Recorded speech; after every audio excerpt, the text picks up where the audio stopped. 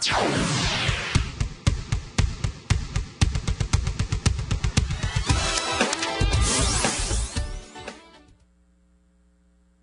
volta com o seu estilo de vida ao vivo, diretamente aqui da Casa da Ciência, no Bosque da Ciência, do Instituto Nacional de Pesquisas da Amazônia. E lembrando que eu esqueci de falar no primeiro bloco, porque a apresentadora oficial do programa não está aqui, ela está um pouquinho dodói, mas já está se recuperando para amanhã, já está aqui à frente do programa Estilo de Vida. E vocês de casa podem interagir com a nossa produção, 92 Código de Manaus, 98111 4512. Agora vamos falar sobre a infertilidade. Quais são as suas principais causas, quais os seus sintomas e quais as formas de tratamento? Sobre este assunto, vamos conversar agora com a nossa entrevistada Dária Neves, ela que é ginecologista e vai esclarecer essas dúvidas pra gente, não é isso, Dária? Tudo bom? Bom dia. Bom dia a todos, isso mesmo. Estou aqui à disposição de vocês tirar todas essas dúvidas sobre esse tema que hoje acomete muitas mulheres e muitos casais na realidade. E vamos explicar então para os nossos telespectadores quantas mulheres elas sofrem com esse problema da infertilidade. Então, a prevalência e incidência de infertilidade, né, perfeitamente, é em torno de a cada 10 mulheres, uma tem infertilidade. Isso demonstra através de trabalhos em mulheres até 35 anos. Mas a gente tem que lembrar que depois dos 35 anos, essa incidência aumenta. Aumenta para em torno aí de 7% e chegando ali por volta dos 38, 40 anos, em torno de 5%. Então, é preocupante, tem muitas causas que levam à infertilidade que têm que ser investigadas a tempo. E falando nessas causas, né, que levam à infertilidade, quais são as principais delas, Dária? Então, nas mulheres nós temos sempre que avaliar a questão da ovulação, os fatores tubários, como dizemos, as alterações na trompa, porque é na trompa que ocorre a fecundação, doenças associadas que levam a alterações como endometriose, como doença inflamatória pélvica e fatores alguns hereditários com ausência de útero, é uma forma também de infertilidade. E também os fatores masculinos, né? A péssima qualidade dos espermatozoides, levando à diminuição e ausência de espermatozoides. E você tocou numa questão que é a questão da endometriose. Qual é a relação da endometriose com a infertilidade? A endometriose é uma doença que acomete a maioria das mulheres, inclusive desde muito cedo. A partir do momento que ela menstrua, ela começa a correr o risco de ter focos de endometriose. O que é isso? O endométrio fora da cavidade uterina. E é a principal causa de infertilidade na mulher. Por quê? Porque leva a alterações nas trompas, nas tubas, leva a alteração nos ovários, podendo levar a quadros de anovulação, acomete toda a pelve feminina, ocasionando muitas aderências, né? E isso dificulta para que ela engravide. Entendi. E quais são os principais sinais ou sintomas de uma pessoa que apresenta a infertilidade? O que a mulher tem que observar? Na realidade, assim, sintomas ela vai ter se ela tem doenças associadas, né? Mas o que tem que ser observado é o seguinte: um casal que tenha relações sexuais frequentes, uma média aí de 3 a 5 relações por semana, principalmente no período fértil, e que não engravida no período de 1 ano, deve começar uma investigação para avaliarmos o fator masculino, se existe ou não esperma, e se na mulher, isso sim, se ela está ovulando adequadamente ou se as suas trompas estão perfeitas. Ela vai ter sintomas associados, como dores pélvicas no ato sexual ou durante o período menstrual. Ela vai ter sintomas de anovulação, ter muita acne, ter a pele muito oleosa, não perceber a questão do período fértil, muco cervical. Então, é um sintoma de anovulação.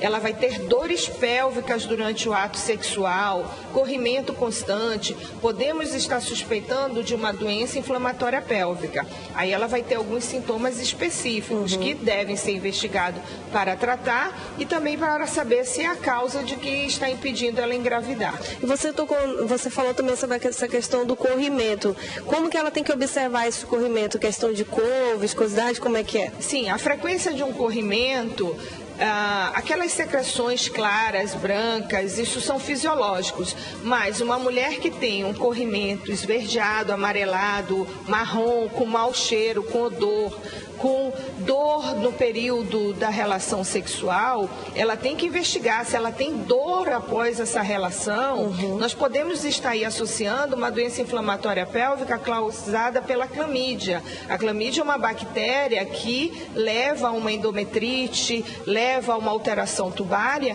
que não permite que ocorra uma implantação e, primeiramente, uma fecundação. E Dária, a gente tem algumas telas interativas aqui no nosso programa. Eu gostaria que a produção selecionasse a arte número 2, onde nós temos os principais fatores que causam a infertilidade. A gente já falou nessa questão do problema na ovulação, alterações tubárias, também a questão da alteração do útero e também o ritmo de vida. Isso pode estar influenciando na infertilidade? Sim, o ritmo de vida, sim. Hoje o estresse, inclusive, é um dos primeiros fatores para a questão das anovilias, né, a anovulação, e também pela má qualidade dos oócitos e dos espermas. Então, uma alimentação adequada, uma alimentação rica, inclusive em ácido fólico, que aí nós vamos evitar algumas alterações no embrião futuramente, uma alimentação rica em vitamina D, isso é muito importante. A obesidade associada leva a quadros de anovulação. Então, são fatores no estilo de vida das mulheres que estão cada vez mais dificultando a sua fertilidade. O estresse também, né? Você falou. Exatamente. O estresse produz, no nosso organismo, produzem substâncias que nós chamamos de oxidantes. Então, vai levar a alterações, né, nas células. E essas células principais, no caso da fertilidade, nos oócitos e nos espermatozoides. Nós temos aqui a participação no nosso WhatsApp, onde não se identificaram, mas a pergunta é a seguinte, sobre a questão dos hábitos alimentares. Eles podem se influenciar nessa questão da infertilidade, né? Sim, influencia levando o que eu acabei de dizer, né? A questão principalmente da obesidade. A obesidade vem associado a quadro de anovulação. As mulheres anoréxicas também, elas não ovulam. Então é aquela questão, né? Nem menos, nem mais. Tá? A qualidade de seus alimentos vai favorecer também uma vida mais saudável e isso vai levar a gametas mais saudáveis. A gente também tem uma pergunta da Ana Sanches, ela é de Boa Vista, Roraima. Muito obrigada, Ana, por sua participação. Ela diz assim: quem dá prioridade à profissão e demora para engravidar, corre algum risco de não conseguir ser mãe? Isso sim. Isso sim no seguinte sentido. Essa prioridade que se dá muito hoje à vida profissional está adiando a questão da gravidez, levando a mulheres procurarem engravidar depois dos 40 anos. E depois dos 40 anos, nós vamos ter uma diminuição da reserva ovariana. E isso vai levar a uma má qualidade de ócitos, vai ter uma grande dificuldade. Então, mulheres que estão ali em torno dos seus 35 anos, tem que ter uma atenção maior em relação à sua gravidez. Se ainda não almeja, se pretende para mais tarde, procurar avaliar se tem uma boa reserva ovariana, se não tem alguma patologia associada que possa impedir já ela de engravidar, procure tratar, principalmente nos casos de endometriose. Ou hoje existem as técnicas de reprodução assistida que permite o congelamento de ócitos, mas isso tem que ocorrer até em torno dos 35 anos. Não adianta congelar ócitos aos 40 anos. Com certeza. E a gente tem outra pergunta que não tem identificação também, mas é a seguinte: quem tem ovários policísticos e não menstrua, pode ter uma ovulação ou fertilidade? Acredito que é infertilidade. O que acontece na síndrome de ovários micropolicístico.